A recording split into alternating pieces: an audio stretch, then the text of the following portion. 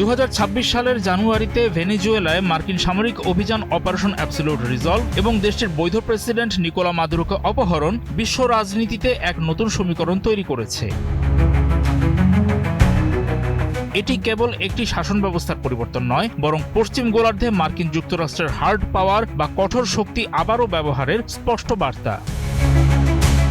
এই ঘটনাটি চীনের জন্য এক বিরাট কৌশলগত ধাক্কা। দেশটি গত 2 দশকে ভেনেজুয়েলায় ব্যাপক রাজনৈতিক ও অর্থনৈতিক বিনিয়োগ করেছিল। মার্কিন হস্তক্ষেপের পর চীনের প্রতিক্রিয়া ছিল ভাষায় কঠোর কিন্তু আচরণে খুব সতর্ক। চীন এই পদক্ষেপকে আন্তর্জাতিক আইনের লঙ্ঘন বলে নিন্দা জানালেও ভেনেজুয়েলাকে কোনো সামরিক সহায়তার প্রতিশ্রুতি দেয়নি। চীনের মূল লক্ষ্য ছিল পরিস্থিতির ড্যামেজ কন্ট্রোল করা, অর্থাৎ যুক্তরাষ্ট্রের সঙ্গে সরাসরি সংঘাত এড়িয়ে নিজেদের অর্থনৈতিক স্বার্থ রক্ষা করা।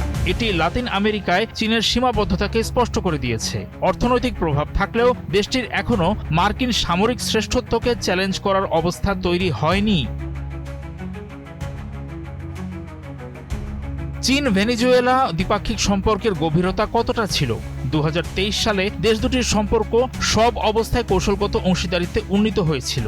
এখানে অর্থনৈতিক নির্ভরতাও লক্ষণীয়। চীন তেলের বিনিময়ে ঋণ কাঠামোর মাধ্যমে ভেনেজুয়েলাকে বিলিয়ন ডলার ঋণ দিয়েছিল। এটি চীনের জ্বালানি নিরাপত্তায় ভূমিকা রেখেছে। ভেনেজুয়েলার তেল ছিল চীনের সরবরাহে বৈচিত্র্য আনার অন্যতম উৎস। নিরাপত্তা সহযোগিতার ক্ষেত্রে চীন সামরিক সরঞ্জাম বিক্রি ও স্যাটেলাইট প্রযুক্তিতে সহযোগিতা করেছে, কিন্তু ভেনেজুয়েলায় কোনো স্থায়ী সামরিক ঘাঁটি স্থাপন করেনি দেশটি।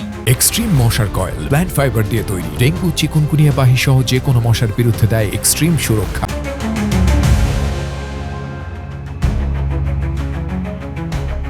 চীনের জন্য নতুন ভূরাজনৈতিক বাস্তবতা হলো মাদুরোর পতনের পর ভেনেজুয়েলার তেল সম্পদের নিয়ন্ত্রণ এখন যুক্তরাষ্ট্রের হাতে। যদিও চীনকে তেল কেনার অনুমতি দেওয়া হয়েছে, তবে তা এখন কঠোর বাজার মূল্যে এবং মার্কিন শর্তে পরিচালিত হচ্ছে।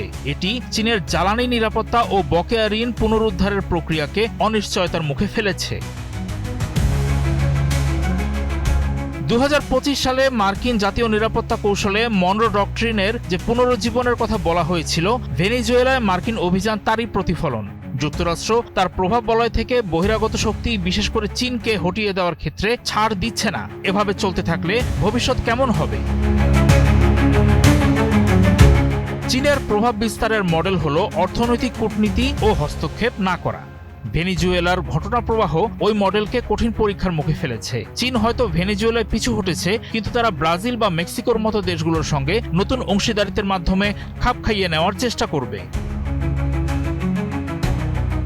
অপারেশন অ্যাবসোলিউট রিজলভ প্রমাণ করেছে বহুমেরু বিশ্বেও আঞ্চলিক আধিপত্য এখনও অত্যন্ত শক্তিশালী। চীন ও যুক্তরাষ্ট্র দুই দেশই এখন তাদের ক্ষমতার সীমানা এবং সংযমের কৌশলগত গুরুত্ব যাচাই করছে, যা আগামী দিনের বৈশ্বিক ব্যবস্থার কাঠামো ঠিক করবে।